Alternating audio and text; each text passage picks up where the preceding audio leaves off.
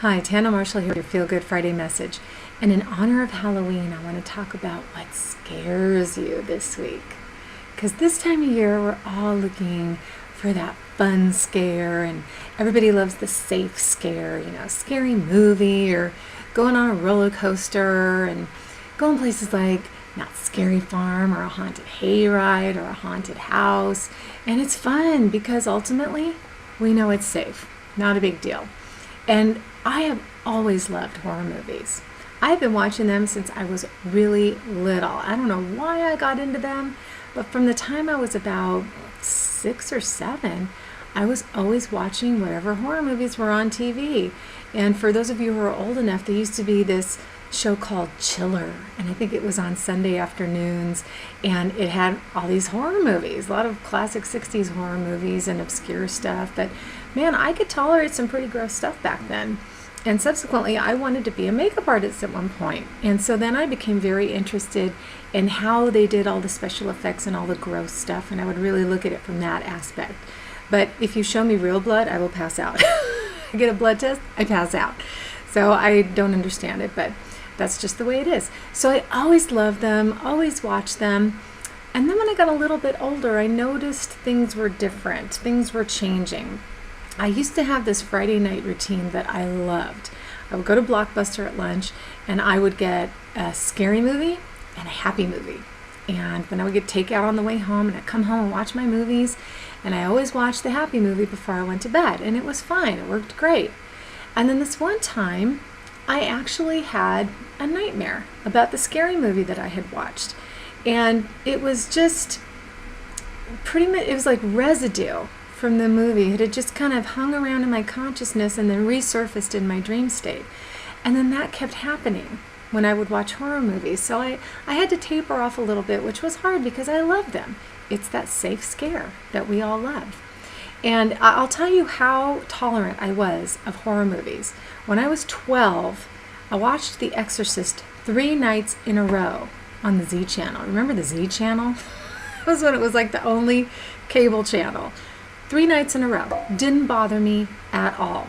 So flash forward, I don't know how many years, almost 30 years, and I decided one Halloween that I wanted to be Regan from The Exorcist. This was going to be my makeup masterpiece because I had done everything else, usually something dead, and I started bringing all my makeup to work, and I would give my friends slit throats or bullet holes or just bruise them up. And I bruised my boss Adam up so badly one Halloween that his boss actually thought that he'd been in an accident or something. I was like, cool.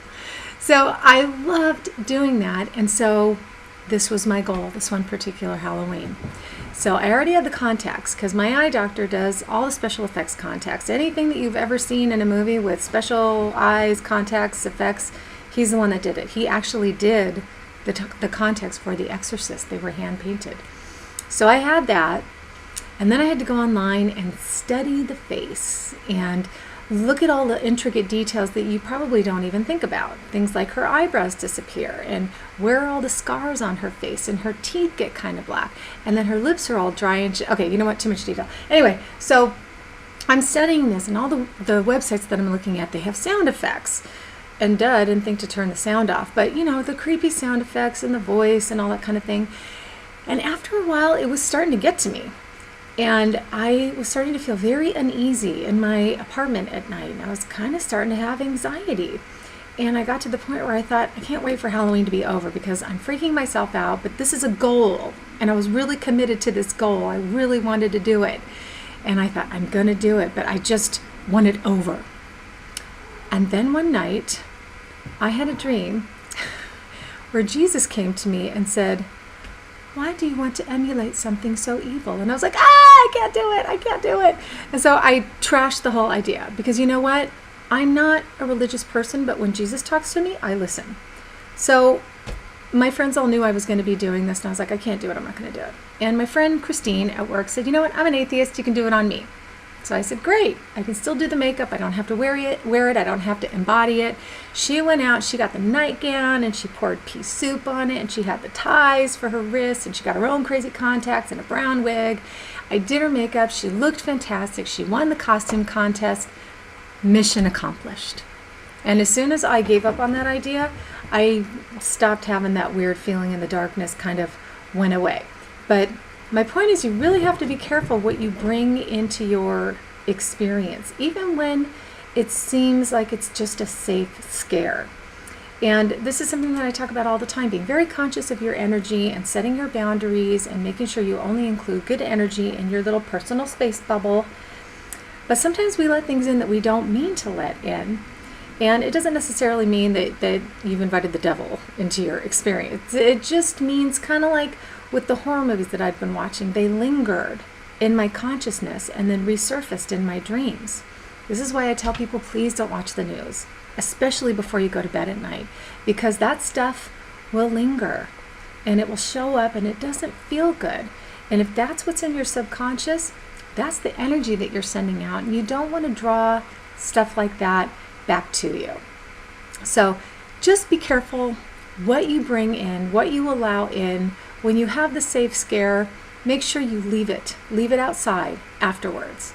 Enjoy it for the moment, enjoy it for what it is, and then leave it outside, and make sure that you include plenty of good stuff the rest of the time. And so with that, I hope you think this video was good stuff. I hope it made you feel good. Hope it kind of got you in the Halloween spirit a little bit. If you liked it, please subscribe to my channel on YouTube and forward to your family and friends.